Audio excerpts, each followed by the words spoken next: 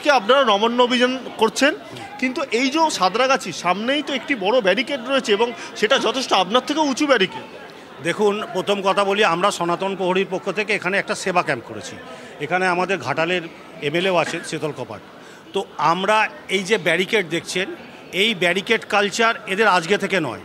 এরা কোনো রকমের আন্দোলন, কোনো রকমের মুভমেন্ট, কোনো রকমের স্বতঃস্ফূর্ত আন্দোলন, সাধারণ মানুষের আন্দোলন, সাধারণ মানুষের গলার স্বরকে এনারা স্তব্ধ করতে চান। কিন্তু এই যে ব্যারিকেড রয়েছে এটা কি আপনারা টপকাতে পারবেন না আপনারা এখন অবস্থান করবেন?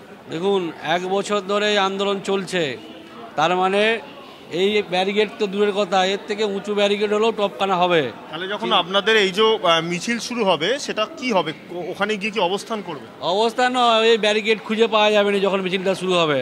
আমরা অভয়ার বিচার চাই। কিন্তু পুলিশ তো বলেছে শান্তিপূর্ণ অবস্থান করার জন্য। পুলিশের যদি ক্ষমতা ছিল তাহলে কেন অভয়া বিচার পেল না, কেন দোষীরা শাস্তি পেল না? আগে শাস্তির কথা ভাবুক, তারপরে এটা ভাববে। আপনারা কি করবেন? আপনারা যখন এগোবেন সেখানে গিয়ে কি করবেন? ব্যারিকেডের কাছে গিয়ে জনসমুদ্রে ব্যারিকেড ভেঙে পড়বে, আর কিছুক্ষণ পরে আপনারা ওয়েট করুন। পুলিশ প্রশাসন কোনো মতেই জনতাকে আটকাতে পারবে না।